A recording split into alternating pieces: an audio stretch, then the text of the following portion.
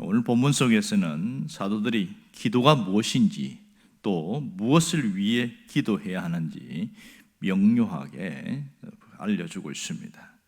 오늘 본문은 이 사도들이 대주제이신 하나님께 기도를 드린 이후에 일어난 결과를 말하고 있습니다. 31절에서 가장 뚜렷한 것은 모인 곳이 진동하였다, 이렇게 얘기를 하고 있습니다. 이 기도하는 그 자리가 진동했다는 것이 도대체 무슨 뜻일까요? 아니면 이것이 현상 속에서 일어나는 어떤 상상의 어떤 산물인지, 정말 땅이 지진이 일어날 정도로 흔들렸다는 것인지, 도대체 무엇을 이야기하는 것일까, 이런 생각을 하게 됩니다. 이 진동하였다 하는 헬라어 원어를 보면 바다에 큰 파도가 흔들린 같은 그 모습을 이야기합니다. 그것을 보면 실제로 이 땅이 움직인 그런 흔들림을 이야기하는 것을 볼 수 있습니다. 그러면 여기서 땅이 진동했다, 흔들렸다는 것은 무엇을 의미하고 있습니까? 대략 한 세 가지 정도로 정리할 수 있는데요. 하나는 하나님이 그들의 기도를 응답하셨다는 것을 말합니다. 그들의 기도에 응답하셨다. 그러니까 하나님이 이들이 당한 어려움과 상황, 그것을 기억하시고 그것에 대해서 하나님이 직접적으로 어떤 것을 준비하신다는 것을 말하고 있습니다. 또 하나는 하나님이 그들이 현장에 나갔을 때에 틀끝 하나도 상하지 않게 하시겠다 하는 이런 사인으로 받아들일 수 있습니다. 세 번째는 그들에게 더 큰 능력을 주시겠다는 것을 하나님 말씀하시는 겁니다. 그들이 이 현실과 환경과 자신을 이길 수 있는 더 큰 능력을 준비하시겠다, 이런 정도로 이렇게 이해할 수 있습니다. 그럼 모인 곳이 진동했다고 했을 때 궁극적인 의미는 무엇이냐? 그것은 하나님의 임재하심입니다. 하나님이 그들과 함께 한다는 것에 대한 분명한 확신을 심어주시려는 것이 여기에서 나오고 있습니다. 눈앞의 현실 속에서는 큰 어려움을 겪고 힘든 상황으로 있지만 그 상황 속에서 하나님을 전적으로 의지하고 신뢰하고 나아가라, 담대함과 확신을 가지고 나아가라, 그 얘기를 하고 있는 것이지요. 정말로 하나님은 그들에게 이렇게 진동한 것으로 끝난 것이 아니라 그 결과가 두 가지로 이어지고 있습니다. 하나는 성령의 충만함입니다. 그거 빌기를 다 했더니 지금 그들이 다 무리가 성령으로 충만했다, 이렇게 이야기합니다. 놀랍지요? 단순히 그냥 현상적으로 땅만 흔들린 것이 아니라 한 사람 한 사람 다 성령으로 충만하게 했다는 것이, 이것이 놀라운 특징입니다. 오늘 사도행전 4장에 보면 성령 충만에 대해서 한 3번 정도 단어가 나오고 있어요. 그럼 여기서 말하는 성령 충만은 무엇인가? 지금 우리가 겪는, 우리가 체험하는 성령 충만과 어떤 차이가 있느냐는 겁니다. 사실 사도행전 2장에 나타난 오순절의 강력한 성령의 역사는 초대교회에서 특별한 역사라는 것을 볼 수 있습니다. 이런 현상들은 다른 그 뒤에 이어진 데 보면 약간 비슷한 모습은 있었지만 똑같은 모습은 나타나지 않았습니다. 지금 오늘날도 비슷한 모습으로 나타나긴 하겠지만 오순절과 같은 똑같은 모습은 있지는 않는다는 것을 우리가 알 수 있죠. 그리고 이렇게 기도했을 때 뭔가 진동하고 건물이 흔들흔들하고 이것이 다 성령 충만이 아니고, 여기서 지금 우리가 겪을 수 있는 것은 성령 충만은 분명하게 두 가지로 정리될 수 있습니다. 하나는 강력한 사로잡힘이고 또 하나는 절대 복종입니다. 그러니까 성령이 충만했다는 것은 내 의지와 내 열심, 내 노력, 내 욕심으로 살지 않고 성령께 사로잡혀 있어서 그분의 뜻을 따라서 살아간다는 거예요. 그것이 내가 하나님의 뜻이면 절대 복종하겠다는 것으로 나타난다는 거예요. 이것이 성령 충만한 겁니다.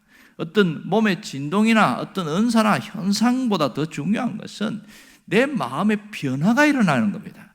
성령으로 충만하게 되지면 내가 내 육신으로 살지 않고 성령의 어떤 이끌림을 따라서 살아가기 때문에 변화가 일어나요. 그래서 내가 살아가는 삶의 모습이 많이 다릅니다. 예를 들어서 천성적으로 두려움이 많은 사람이 있어요. 소심하고 깜짝깜짝 놀라는 사람이. 이런 사람이 성령으로 충만해지면 그 두려움이 싹 사라져 버린 겁니다. 그리고 마음에 용기와 담대함이 생겨요. 그러니까 우리 안에 없는 것을 만들어서 있도록 해주시고 또 우리 안에 있는 강점은 더 잘 새어날 수 있도록 그렇게 하나님이 역사하시는 것, 이것이 성령 충만함으로 나타나는 결과입니다. 어떤 사람 보면 연약한데 어떤 큰 일을 해내요. 그것이 성령이 충만할 때에 성령과 함께 일할 때 그런 일들이 나타나는 것을 볼 수 있습니다. 두 번째 나타나는 현상은 담대히 하나님의 말씀을 전하게 되었다, 이렇게 말합니다. 이 담대히 하나님의 말씀을 전했다는 것은 직접적으로 하나님의 말씀을 전하는 선포 의미도 있고, 또 하나는 여기서 하나님의 역사를 믿고 말씀대로 믿고 살아갔다, 그런 의미가 있습니다. 자, 눈앞의 현실 속에서는 어떤 현장에서 복음을 전하는 것이 또 표현이 될 수 있겠지만, 그러나 이 말씀을 가슴에 품고 그 말씀대로 살아가는 것, 이것이 담대히 하나님의 말씀을 전했다는 의미로 포함되고 있습니다. 사도들은 정말 하나님의 말씀에 순종했고 기도를 통해서 어떠한 상황 속에서도 말씀의 삶을 살아가는 그 모습이 확연하게 나타나고 있습니다. 결국은 말씀의 이끌림 속에서 말씀 안에서 따라가고 주님의 뜻을 쫓아갔다는 모습들을 볼 수 있습니다. 정말 오늘 우리가 이 한 말씀을 통해서 사도들의 모습과 결과를 통해서 우리에게 주시는 메시지가 무엇일까? 그것은 분명한 것은 오늘도 믿음으로 살아가려고 하는 사람들에게 성령의 역사가 나타나게 하신다는 겁니다. 이 분명한 확신과 담대함을 주신다는 사실이에요. 지금도 하나님은 우리가 성령의 이끌림을 받고 성령 충만한 자로 살아가기를 원하는 겁니다. 세상에 이 어렵고 힘든 현실들, 마음속에는 유혹과 힘든 것을 무엇으로 이기냐? 내 의지로 이기는 것이 아니라 오직 성령의 역사, 성령 충만함으로 이겨내기를 원하는 겁니다. 오늘 그러면 이렇게 할 길을 원할 때 우리에게 필요한 게 뭐냐면 성령 충만을 위한 간구입니다. 늘 성령으로 충만하게 살아가게 해달라고 간구할 때에 성령께서 우리에게 오시는데 어떤 현상은 나타나지 않지만 기도가 난 이후에 내 마음에 확신이 생기고 담대함이 생기고 의심이 사라졌다, 이러면 성령이 충만한 증거라는 것을 알 수가 있습니다. 결국은 이 성령 충만함으로 유지하면서 갈 수 있는 비결은 그 하나님의 뜻과 말씀에 전적으로 순종하겠다는 결단입니다. 어떤 분은 기도를 할 때에 하나님이 응답하셔요. 그래서 성령으로 충만하게 하는데 영적으로 민감한 사람들은 그 성령의 임재하심이 빨리 느껴져요. 그래서 성령께서 내게 역사하시는구나 느끼긴 해서 성령의 역사하심을 느끼는데, 살아가다가 어느 순간에 육신의 모습으로 육신의 소욕대로 살아가는 경우가 굉장히 많습니다. 왜 그럴까요? 이런 임재하심을 간구했을 때 성령의 충만함이 있었지만 자신이 하나님의 뜻과 말씀에 순종하는 결단이 약했기 때문에 다시 자기 생각으로 돌아가고 육신의 정욕으로 돌아가 버리고 이렇게 살아가는 경우가 굉장히 많다는 겁니다. 오늘 하나님이 우리에게 원하시는 것은 바로 분명합니다. 말씀의 확신 가운데 머물고 담대한 신앙인으로 살아가기를 원하는 겁니다. 담대한 신앙인. 어떻게 하면 될까요? 그것은 성령을 따라 행하면 됩니다. 성령을 따라 행하면 육신의 욕심을 따라가지 않게 되어집니다. 그래서 갈라디아서 5장 16절에서는 정말 분명하게 이야기하고 있습니다. 너희가 성령을 따라 행하라. 그리하면 육체의 욕심을 이루지 아니하리라. 우리에게 정확하게 이야기합니다. 우리 안에는 언제나 두 가지 마음에 공존하고 있습니다. 하나는 성령의 소욕이고 하나는 육신의 소욕입니다. 언제나 우리는 이 두 마음으로 항상 살아가는데 어떨 때는 성령의 소욕이 확 그렇게 이끌림 받아서 성령의 임재하심 속에서 그렇게 살아가게 되어지고, 어떤 때는 육신의 소욕에 이끌려서 자기 뜻과 자기 욕심대로 살아가는 그런 일들이 많습니다. 그러면 우리가 하루를 살고 한 주간을 살면서 내가 성령의 소욕에 사로잡혀서 성령에 이끌려서 살아가는가, 아니면 육신의 소욕에 이끌려 살아가는가, 이 점검이 필요하다는 겁니다. 그래서 점점 성령을 따라서 살아가는 쪽으로 자꾸 기울어지고 퍼센트가 자꾸 높아져야 돼요. 이것을 거룩한 사람이라고 이야기하고 성숙한 신자라고 이야기합니다. 변화는 내가 열심을 다한다고 되는 것이 아니고 내가 굳은 의지를 가지고 산다고 되어지는 게 아니에요. 내가 내 마음을 잡을 수가 없고 내가 내 현실을 내 마음대로 움직일 수 없어요. 그러면 사람의 말에 귀가 얇은 사람들이 있단 말이에요. 아무리 마음을 먹어도 그냥 휘청휘청 흔들려 버려요. 어떻게 그런 것을 이겨낼 수 있겠어요? 그리고 조금만 어떤 일이 생겨도 깜짝깜짝 놀라고 두렵고 하는 사람, 내가 마음 먹는다고 그게 되냐고요. 여러분, 성령을 따라 행하면 됩니다. 성령의 소욕으로 살아가면 내가 그 현실 속에서 끌려가지 않고 완전히 다르게 살아갑니다. 우리는 언제나 성령의 소욕에 따라 살지 않으면 육신의 소욕이 나를 사로잡고 가고 있다는 것을 인지하고 살아가야 됩니다. 갈라디아서 5장 17절에 그 얘기를 분명하게 하고 있습니다. 육체의 소욕은 성령을 거스리고 성령은 육체를 거스리나니 이 둘이 서로 대적하므로 너희가 원하는 것을 하지 못하게 하느니라 이랬습니다.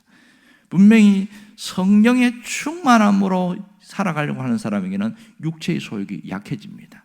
나의 약점이 약해진다는 거예요. 반대로 육체의 소욕이 강해지면 나의 약점에 이끌려서 늘 실수하고 늘 죄 가운데 반복되어지고 그렇게 살아갑니다.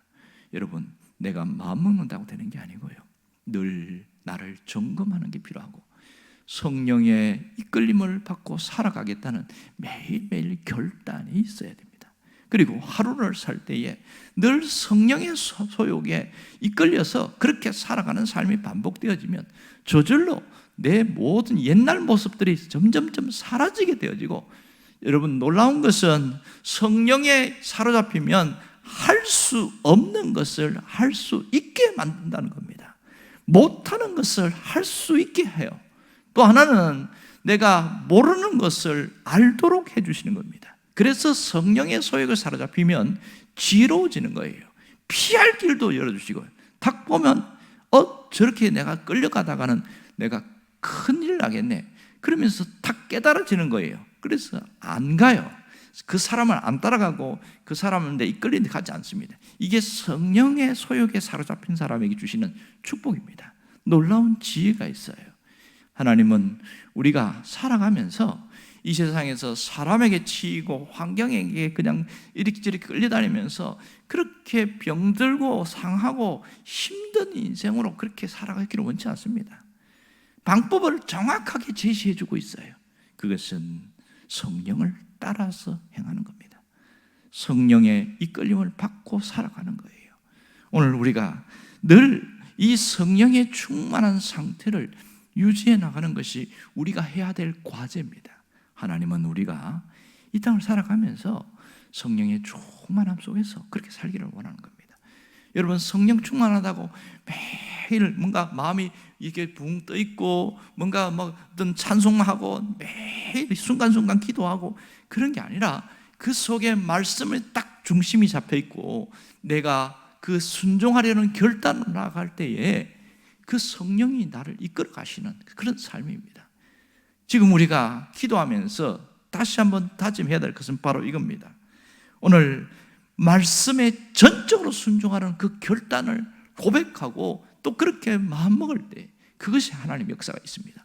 그 속에 하나님은 말씀에 전적으로 순종하는 나를 통하여 지금도 하나님 나라를 세우시고 교회를 세워나간다는 사실입니다. 하나님은 연약한 나를, 부족한 나를 통하여 하나님의 일을 하기를 원하십니다. 그럴 때에 어떤 사람이냐? 바로 말씀에 전적으로 순종하기로 결단할 때 내가 옛 모습으로 살지 않고 변화된 모습으로 살아갈 수가 있는 겁니다. 내가 성령의 충만함 속에 살아갈 때 하나님의 뜻을 따라 살고 하나님의 일을 하는 자로 살아갈 수 있게 되어집니다. 여러분이 그 주인공이 되기를 주의 이름으로 축원합니다. 기도하겠습니다.